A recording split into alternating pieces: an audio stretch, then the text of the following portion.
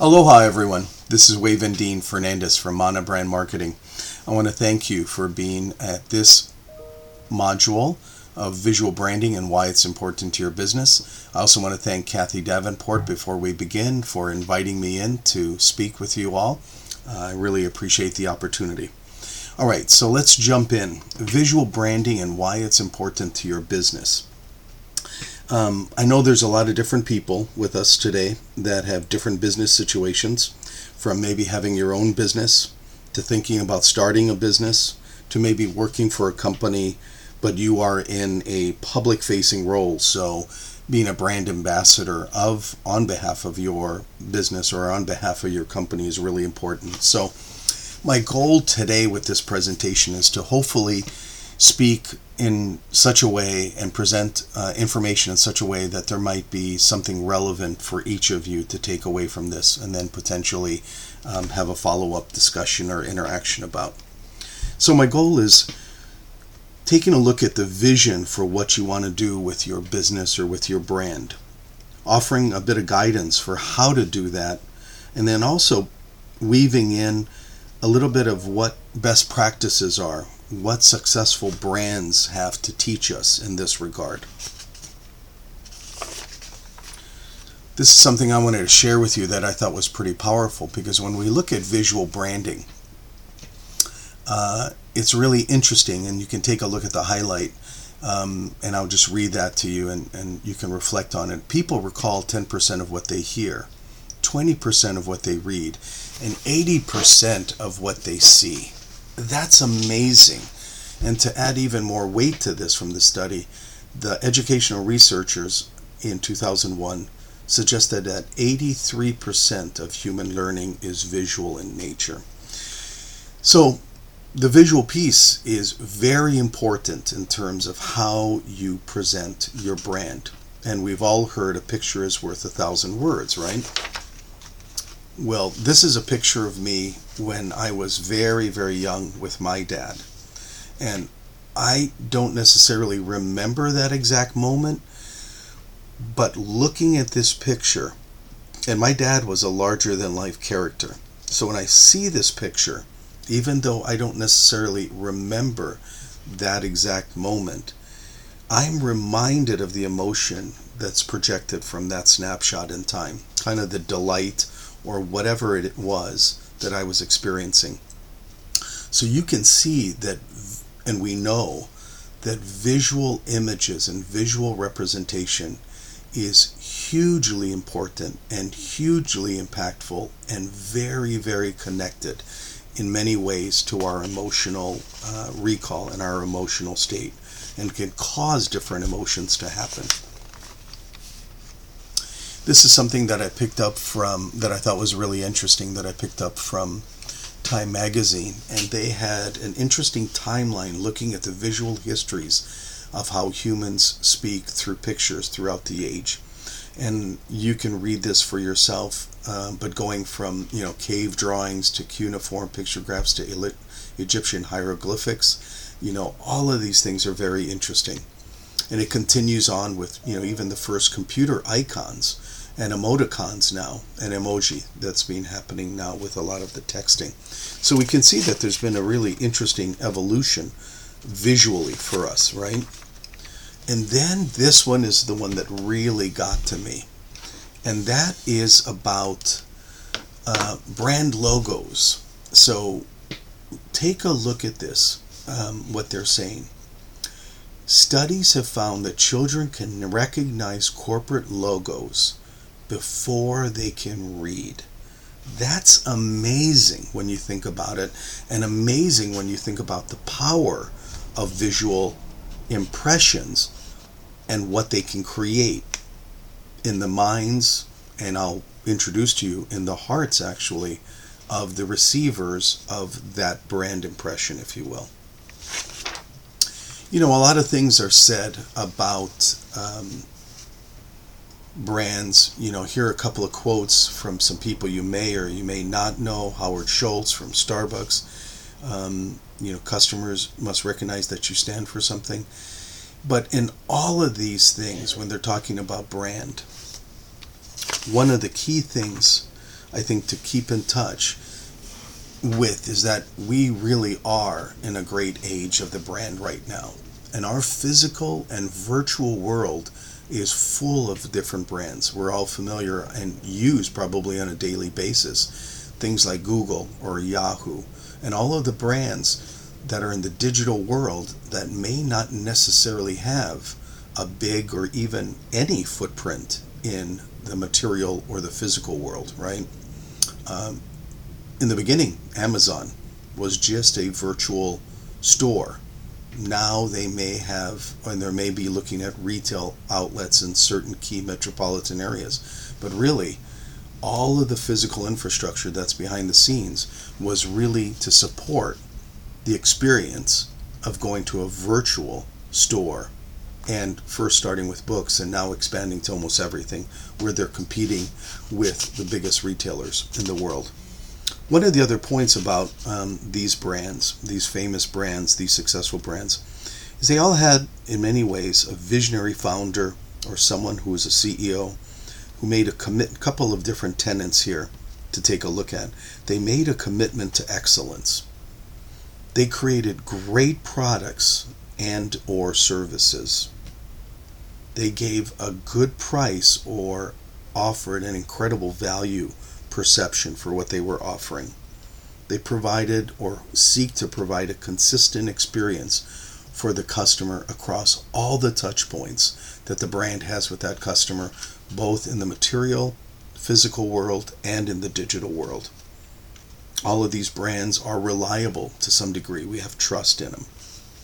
And you can probably think about other words or other attributes that would describe these brands. You know, one of the things that when people look at successful brands, none of them are necessarily an overnight success. They have an incredible story of overcoming challenges and setbacks that made them stronger. Many of them have had failed products. You're familiar with Coke and what that happened when they changed the recipe with the original Coke, and then they had to come back with classic Coke. You know, services, the failed products or services that they come back from that challenge. Things that make them take a different course.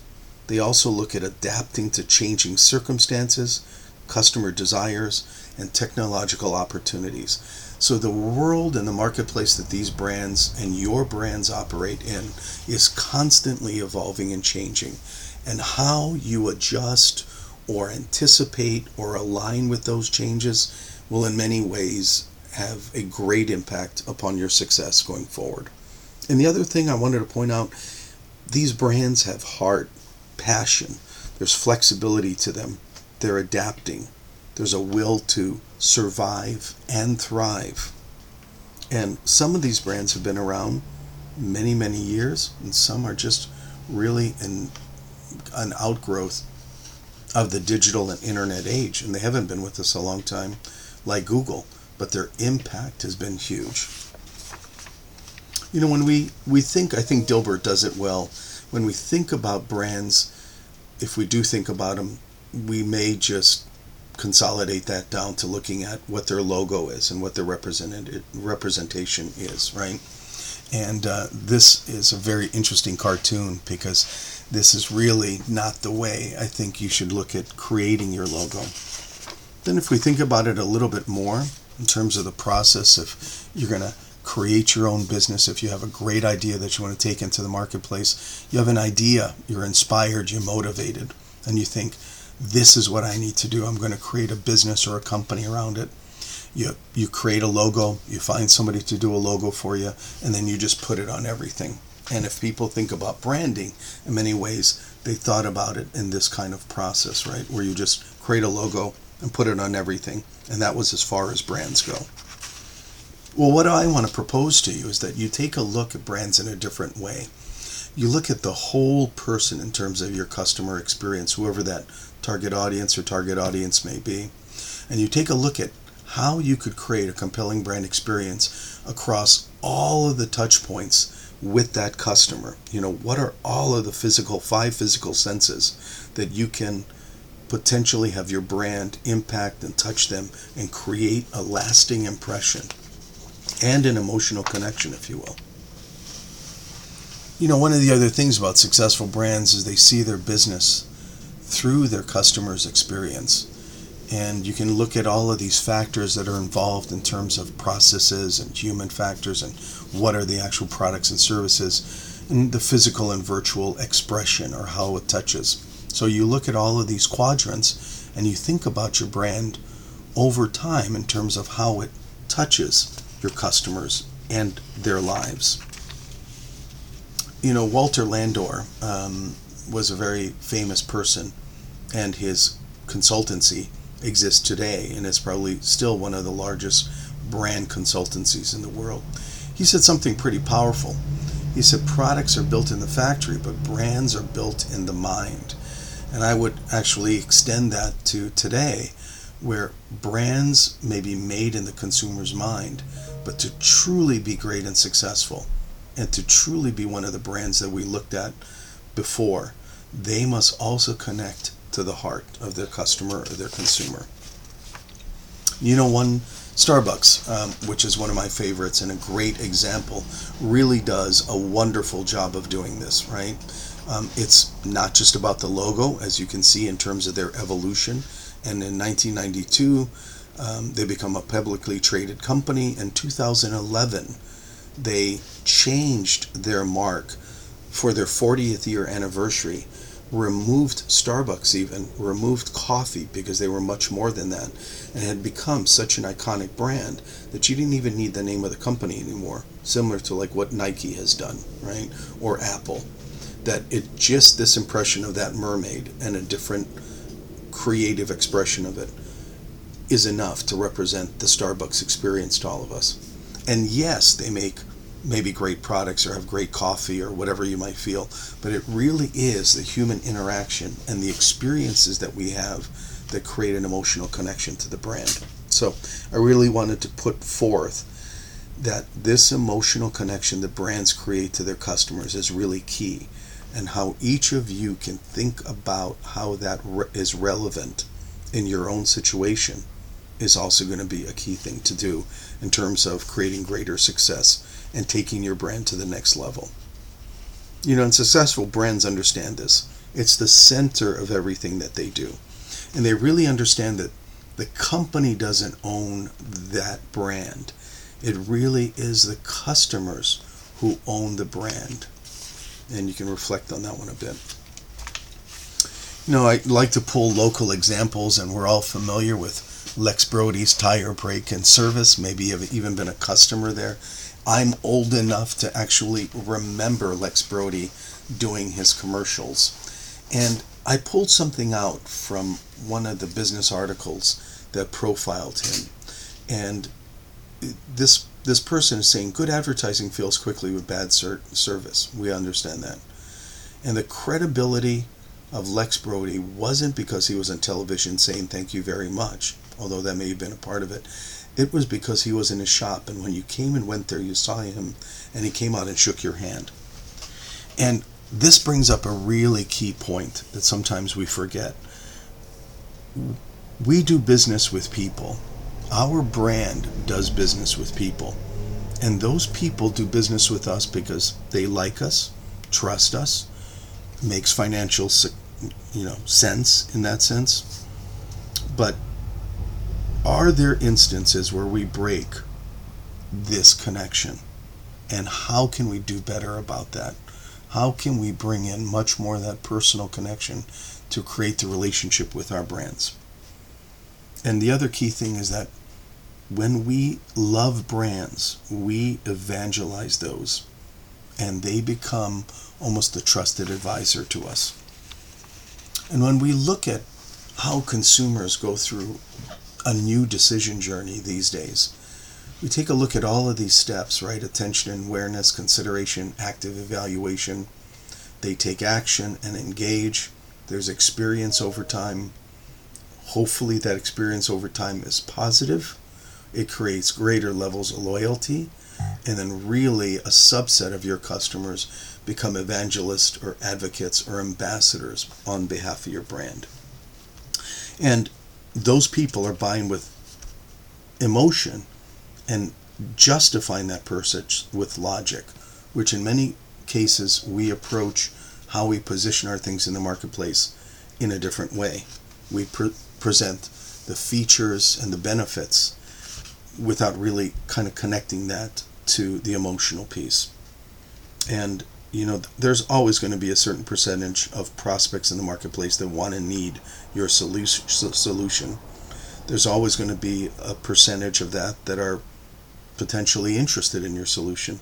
And then there's going to be a percentage of prospects that have no interest, no need, there's no relevance to what you have to offer. So what you're really looking to do is how to put your brand into the marketplace to create vibrational alignment, if you will, with the prospects that want and need your solution but might not know it yet, and the prospects that are potentially interested and willing to engage with you further to decide whether they need what you offer. Okay? Taking a look at and reinforcing what we've said before, what do successful brands do? They create at the very end of that cycle people who are brand evangelists, who are advocates and ambassadors on behalf of the brand, who really love the brand so much that they're going to go out and tell everybody about that brand, right? Just as I would do with Starbucks, because it's such a key part of my life, or Google. Think about all of the brands that you interact with, that you are an advocate or passionate evangelist or ambassador for. And think about how and what you could do to create that kind of connection with your own brand. Now, when we look at kind of brand and that whole world, I think it's really interesting to kind of take a look at some definitions so that we're on the same page. And what's important about creating a powerful brand, getting the right logo, extending that across to all of the touch points, is that it's really about the marketing of your brand and how you put that out there, as we talked about. But why is it important to your business success to do all of these things, right? Why is it important to do all of that? Because it really, really drives return on investment, ROI, and return on investment and creating success to take the business to the next level.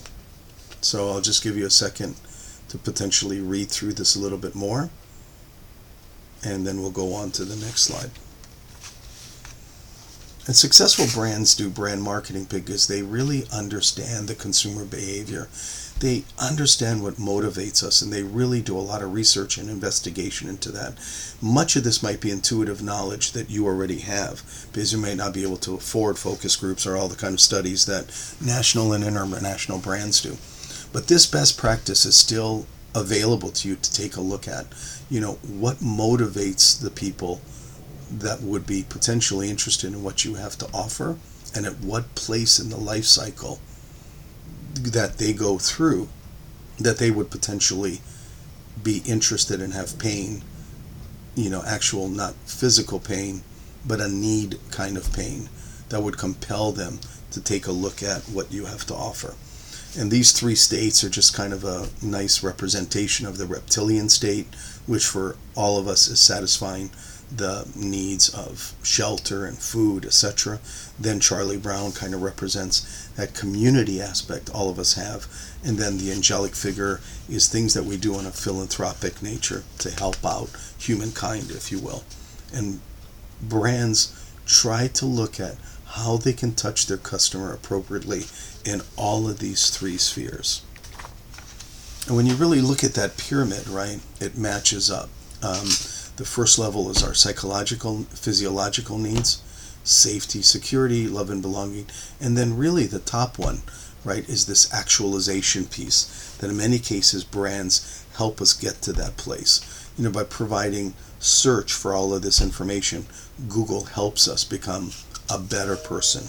The experiences that we have through Starbucks or other brands create different levels of joy and happiness and connectivity, human connectivity in our lives.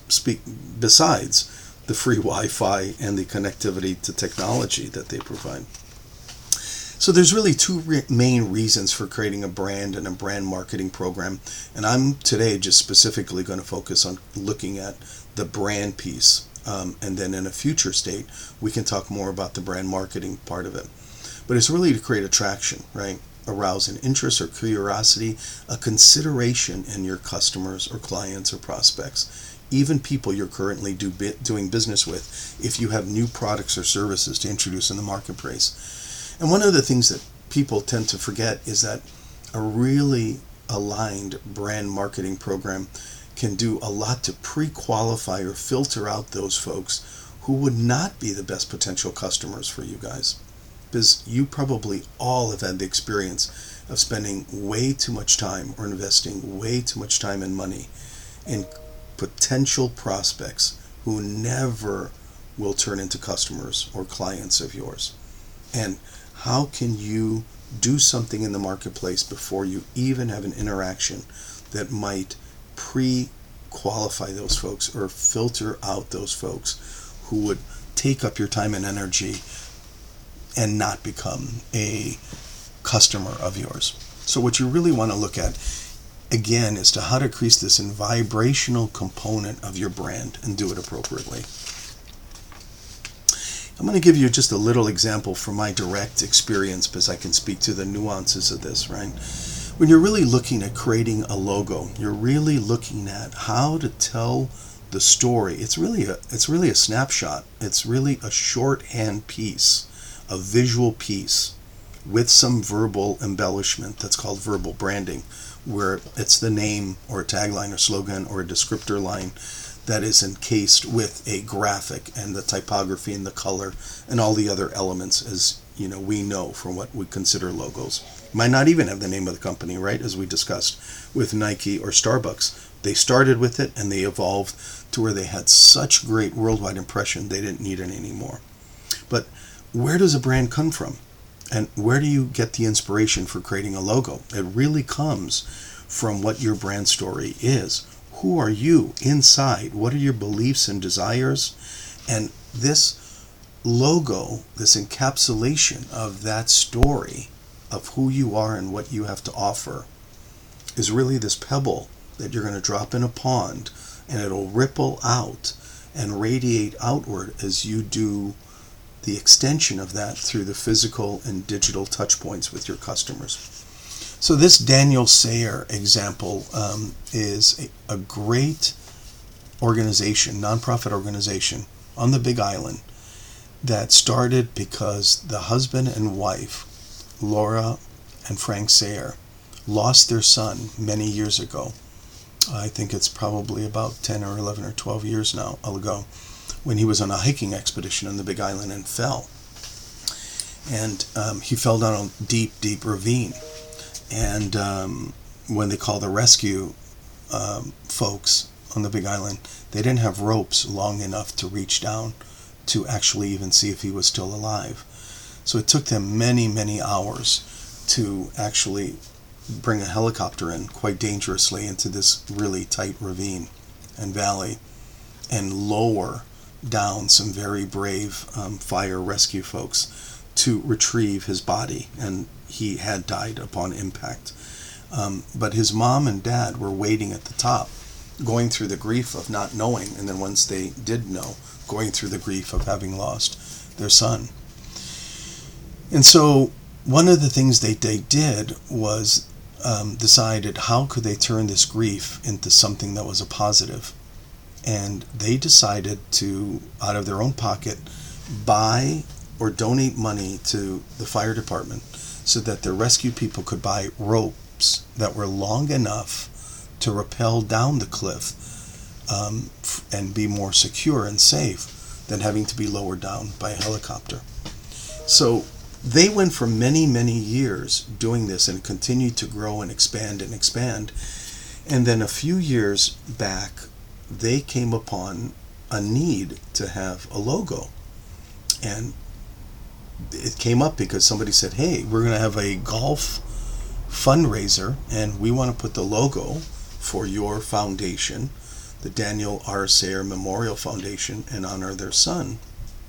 We want to put the logo on, polo shirts and caps that we could sell at the golf tournament to raise funds. And they said, so just give us your logo and the artwork. And Laura Sayer said, gee, I don't have one. I never even thought about that. I never thought that we would ever need one. So she and I, she found me through some referrals and some acquaintances, and we had a sit down and kind of talk story. And we really, as we were talking about the story, I started to get impressions of what would potentially represent this foundation that was inspired by the tragic event of their son passing away, and then had gone on to create so much positive ripple effect where each succeeding year their foundation had grown in terms of the money that it raised to be able to give to the fire department to buy equipment and training and everything for the rescue people. And then they expanded to include lifeguards, and it's been a wonderful and very, very high profile event on the Big Island now. So what you see right here is some of my original, just really rough sketches from that original discussion with Laura Sayer. And then you see the final brand logo in a larger way, because it also had a secondary brand expression that we would create that would go on business cards and flyers and website and everything else, right? Facebook pages, etc. So one of the things, I can talk more about that project, at another time, but one of the things I really wanted to bring forth is I asked Laura to just write up what was the benefit of what she did. Because being a nonprofit, they won't necessarily make more money for their own goals. They're making money on behalf of, giving it back to the fire department to be able to buy all the equipment and the training and everything to continue to increase the proficiency and the ability of the rescue people to do their jobs on the Big Island. So you can read this long one, but I highlighted in red just some of the things that she felt were directly attributable to creating a powerful professional brand that was aligned energetically with them and with their brand story, and that would carry forward in terms of success in the world, in the marketplace, which for them was raising more and more money to benefit the fire department. So in red, I'll call out, to date we have raised over $1 million to support this cause, most of which occurred after we went through our branding implementation, as I mentioned a few years ago. And branding was one of the best steps forward. You can see that there was an anonymous benefactor actually in California that saw them after we had launched the website and their brand, and he said that the foundation really looked professional and was worthy of having this great donation of $100,000, which I believe has continued, right? And I think she says something really powerful here also. In this vast world of nonprofit seeking support, it's imperative that each foundation that wishes to stand out, and you could put in there, instead of each foundation, each business, each organization, or in her case, foundation, nonprofit foundation, that wishes to stand out and sign their efforts with visible excellence must have a brand, which includes a great logo. And she said, even mom and pop charities like ours. So anyway, you can go on to read the rest of that, but basically it's kind of reinforcing what branding done right did for them. So I'm going to take a look at, not necessarily getting into the brand marketing piece, but really kind of focusing on the logo piece. What is really involved in creating that powerful brand race car, if you will? But when you deconstruct it and look at it, there's all these individual pieces. So maybe the logo could be analogous to the engine, if you will, that's kind of key, that drives it. All of these pieces, that all of the pieces are assembled around and constructed, on behalf of and from. I think that might be an interesting metaphor to use in terms of the logo. But let's just speak for a second about brand marketing. It's really an opportunity to tell your brand story, not in the old way, beginning to end, but beginning to open up to possibilities and opportunities, to be of service, solve problems, add value, right?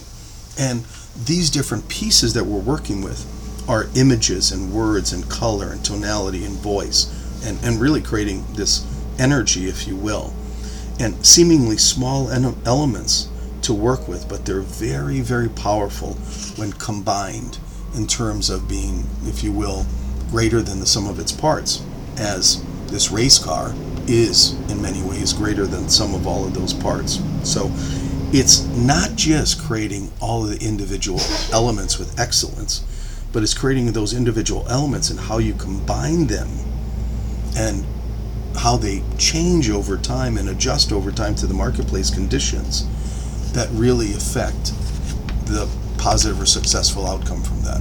Okay? So an interesting metaphor to use. So I would just say to you that creating the appropriate brand identity or logo is really the seed from which the visual expression for your whole brand comes forth. And if we use the race car analogy from before, it really is the engine, right? It's the heart of it, which holds everything together, which powers everything. It really is the essence, or the mana, if you will, of your brand. And this logo being the seed really comes from, as in the Sayer example, who you are, who do you want to be perceived, what image or impression do you want to convey to the marketplace. I mean, you really get to choose what you want and who you are to project. And you don't necessarily get to choose how you're received by your customers, but it really is incumbent upon you to do the best job that you can to create the strongest or most powerful engine from which your brand expression comes from. And that is what the logo represents. And it can be as powerful as something like the Apple brand. And I know a little bit about this one because I worked there in the creative services group for 6 years, so I can speak from direct experience. You can see how it evolved from the early days to what it is now. Now, is Apple successful just because of the logo? No, of course not, right? But the logo represents, and it's an example or an emblem of, all of the things that company has been. And as you know, this company has gone through great adversity in the past, sometimes to places where it wasn't even clear if it would exist. So success is not necessarily guaranteed, and success is not guaranteed by having a great logo, if you will. But that logo represents something that, if aligned with the heart of the founder and the people in the company and what it stands for, really can be a harbinger of future success and get it through some tough times. Now, many of you may already have a logo or may have nothing to do with the logo because it's from your company and you're really just a brand ambassador. So we work with a lot of folks that come to us that already have a logo and really want to take it to the next level. And so we call that really an evolution or a refreshing or a recreation, because they already have one. They need to have it do something different for them in the marketplace. And so you want to evolve that, but also have it tie back to something that's key about what the story is that brand is telling, right? So I won't go into all of these examples, but I just wanted to show you a representation that it is possible to take currently existing brands and then take them to the next level where there's a different, potentially better, potentially more evocative, creative expression. But that is really grounded in the discussion with those clients about the story behind their brand and what they're trying to achieve with it in a different place. And when we really look at this brand ripple effect, that stone in the pond, you're looking at a brand expression that comes from what the essence and the values are, and it ripples forth, and then you can see that outer concentric ring right below all the small circles is really that core brand identity, and it's made up of a visual and a verbal piece, and the experiential piece is something we keep in mind also to create kind of a tonality of emotion, if you will. And then it goes across to touch all of those things from print and website and social media, and that long list from physical to virtual on the right-hand side. So it really is the first place your brand story comes together, right? And how intentional is your brand marketing? What story are you telling? Those are the kind of things to look at. And this evolution of that image really then, once you get all of those pieces in place, as we know, the virtual world becomes hugely important. So looking at how your brand shows up online in the digital world, what the website is like, what social media is like, what appropriate things are you doing on Facebook and LinkedIn and with all of the other social media pieces, and how all of that comes together.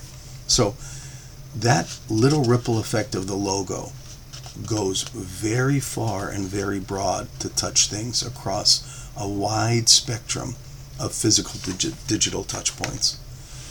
And I work with a number of different partners, including Kathy Davenport, to provide this range of services, because no one place can do it all. So on the left-hand side, you can see that Mana is intimately involved with the creation of the core brand identity, which includes the logo, and then taking that across to the brand expression in the physical world.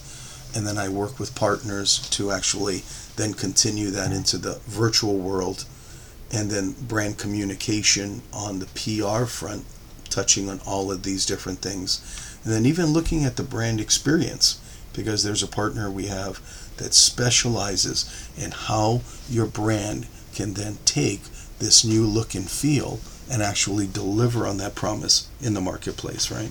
So you're really trying to achieve vibrational proximity, if you will, to your customers and create alignment there.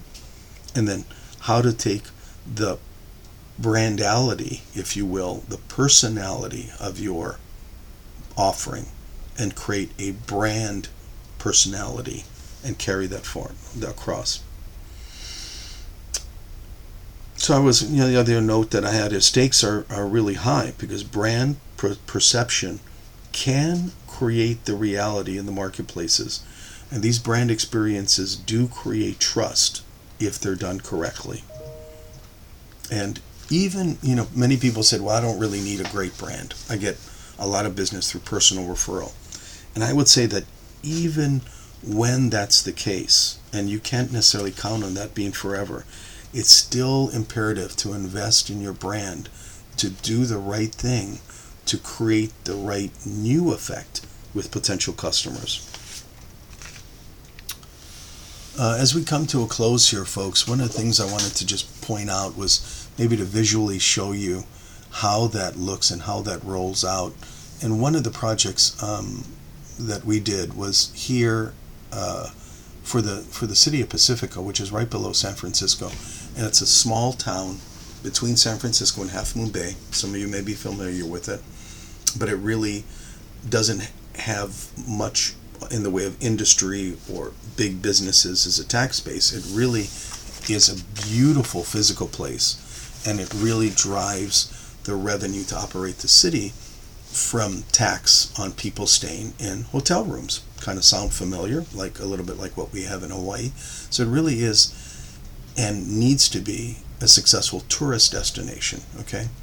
And to capture some of that business that flows down the coast from San Francisco to Half Moon Bay, and to bring people inland from California, where it's really, really hot every in every season except for maybe winter.